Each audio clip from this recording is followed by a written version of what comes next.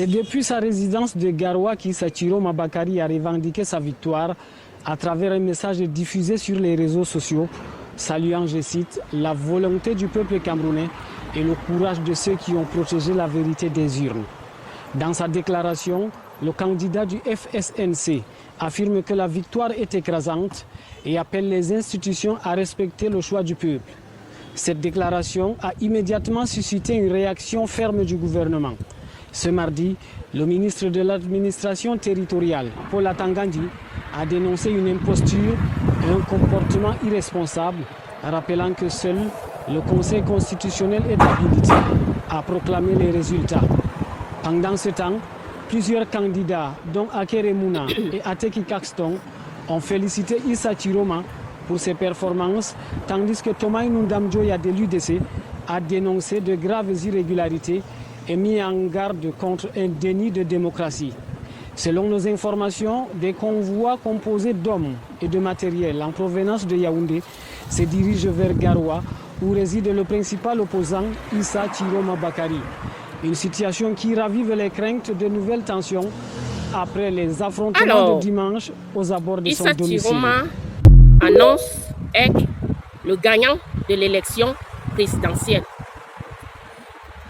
Lorsque je parle souvent du comportement des Camerounais, lorsque je parle souvent du manque de sérieux des Camerounais, je ne mens pas. Comment un candidat à l'élection présidentielle peut déjà s'annoncer vainqueur alors que les résultats officiels ne sont pas publiés? Alors que les résultats doivent arriver le 26 octobre, selon ce qui est dit, Issa Chiroma, dimanche, nous annonce déjà qu'il est le grand gagnant. Je ne sais pas si c'était dimanche ou lundi. En tout cas, hier ou avant-hier, il annonçait déjà qu'il est le grand gagnant. Mais Camerounais, quand vous vous comportez comme ça, vous voulez quoi au juste? On a déjà des problèmes, on a déjà de gros soucis dans notre pays où les gens, les gens ont souci de comportement, les gens ne se comportent pas bien. Quand on vous dit d'attendre des choses, vous ne voulez pas attendre. Comment Issa Chiroma peut nous annoncer qu'il est déjà gagnant alors que les résultats officiels ne sont pas arrivés? Et vous voulez qu'on vous prenne au sérieux? Et lorsque je parle souvent du mauvais comportement de l'ensemble des Camerounais, vous me prenez souvent pour une folle. C'est pas possible ça. Les résultats doivent arriver le 26 octobre.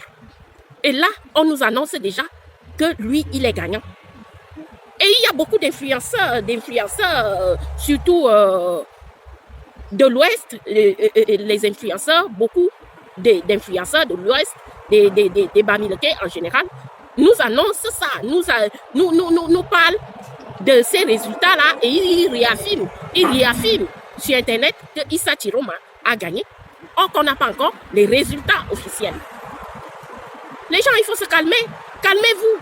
Vous n'avez pas encore les résultats officiels. Vous annoncez déjà le gagnant.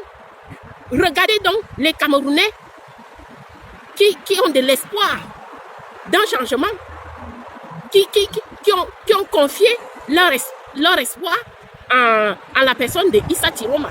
Quand il fait ce genre de choses, lorsqu'on va annoncer les vrais résultats maintenant, et que lui, il ne serait pas gagnant, qu'est-ce que va faire la plupart des Camerounais qui ont confiance en lui? Ils seront déçus parce que il leur fait miroiter la place qu'il n'a pas encore.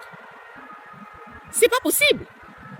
Il leur dit je suis gagnant, mais quand les résultats officiels vont sortir et que tout le monde va voir que finalement c'est pas Issa Chiroma le gagnant de la présidence, les Camerounais seront déçus. Il faut éviter ce genre de choses. Il faut attendre les résultats officiels pour faire une annonce, un discours. Donc, moi, j'ai fait un rêve. Ce soir même, j'ai fait un rêve. Et dans mon rêve, j'ai vu Paul Biya gagner l'élection. Je ne dis pas que ce rêve est une réalité, mais dans mon rêve, j'ai vu que c'était Paul Biya qui a regagné l'élection présidentielle. Dans son 8e mandat, c'est Paul Biya qui a gagné dans mon rêve.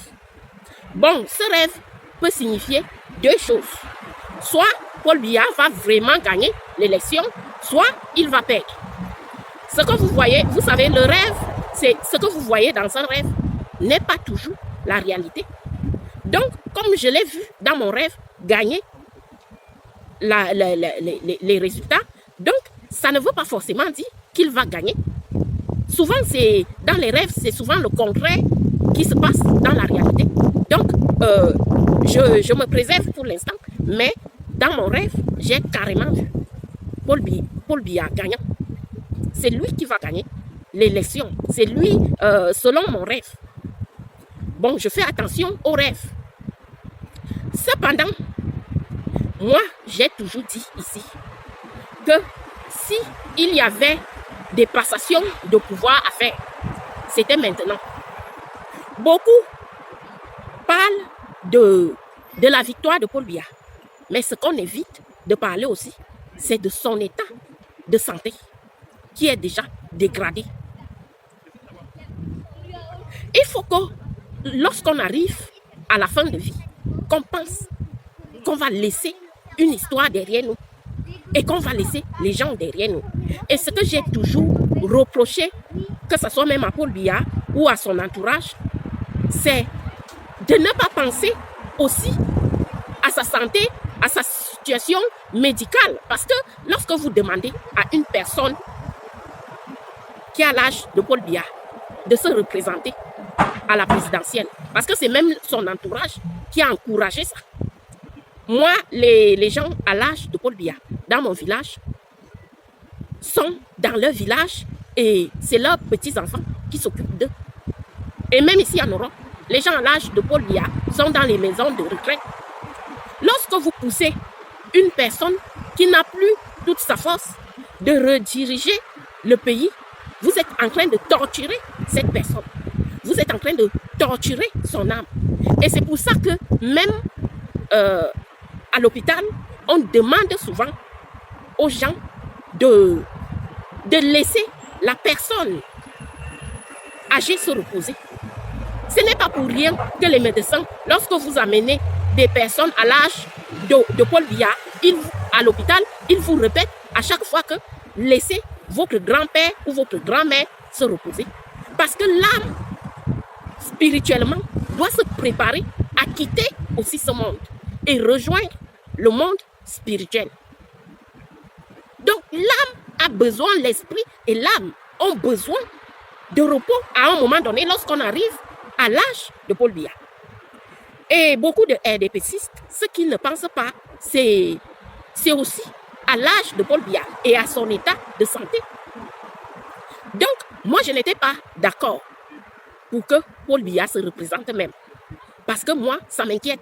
Lorsque je le vois debout, lorsque je le vois qu'il est en train de faire des efforts, tu sens que le monsieur même ne veut plus se représenter, mais tellement qu'il est poussé par les Camerounais, poussé. Il est obligé d'être là, de faire même sa voix. Vous comprenez, lorsqu'il fait ses discours, qu'il n'y a plus, Paul Biya, il n'y a plus la présence de Paul Biya. Il faut qu'on soit honnête là-dessus. Et le vrai malheur du Cameroun, c'est que les Camerounais, malgré souvent qu'ils sont face à la réalité, décident souvent de nier cette réalité. Et c'est ça le vrai malheur du Cameroun. Et je vous ai parlé du comportement des Camerounais aussi, qui n'est pas du tout bien. Regardez, on est dans une élection présidentielle. On attend 2 semaines pour avoir des résultats, des vrais résultats. En 2 semaines, il peut se passer plein de choses.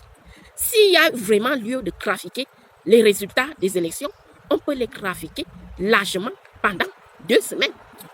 Dans d'autres pays, quand on vote souvent en France, Emmanuel Macron et Marine Le Pen, on attend les résultats le même soir. Mais ce n'est pas le cas au Cameroun. Au Cameroun, on doit attendre 2 semaines ou même plus pour avoir des résultats. Est-ce que vous trouvez ça normal dans un pays? C'est pas normal. Et lorsque je parle, je dis que le Cameroun, il faut vraiment un réel progrès au Cameroun. Au niveau des comportements, au niveau même de la corruption. Parce que le problème, un autre problème camerounais, c'est la corruption qui règne. Quand on retarde les résultats des élections, qu'on les renvoie toujours, on dit on va attendre les résultats officiels. Il y a plein de choses qui se passent. Et finalement, celui qui a gagné n'est pas le gagnant. Et c'est pour ça qu'à la fin, on lutte toujours. Parce que à la fin, les résultats ne sont pas toujours les meilleurs. Ce n'est pas les résultats de départ. Et après, il y a les trafics et tout. Parce que les Camerounais, vous n'êtes pas transparents dans votre comportement. Et quand vous n'êtes pas transparent comme ça s'appelle de la corruption. Vous êtes en train de corrompre les gens et vous êtes fiers de ça. Arrêtez d'accuser les autres. Donc, moi, je ne suis pas contente de la sortie de Issa Chiroma.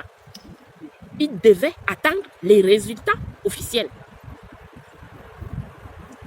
De la même façon que je ne suis pas contente du tout de la représentation de Paul Biya aux élections, du fait qu'il s'est représenté. Moi, j'aurais préféré qu'il aille se reposer maintenant. Et je vous dis, je vous répète, il n'est pas bon pour le Cameroun que ce monsieur-là décède au milieu de son mandat au Cameroun. Parce que là, ça serait la guerre totale dans tout l'ensemble du pays. Si Paul Biya perd sa vie au milieu de son mandat. Là, je vous dis ça, je n'arrêterai pas de vous le dire. C'est maintenant qu'il fallait faire les choses bien. Passation de pouvoir et tout le reste. Il n'est pas bon pour le Cameroun que Paul Biya, un jour, qu'il décède au milieu de son mandat. Parce que oui, il faut penser à la vie, mais il faut aussi penser à la mort.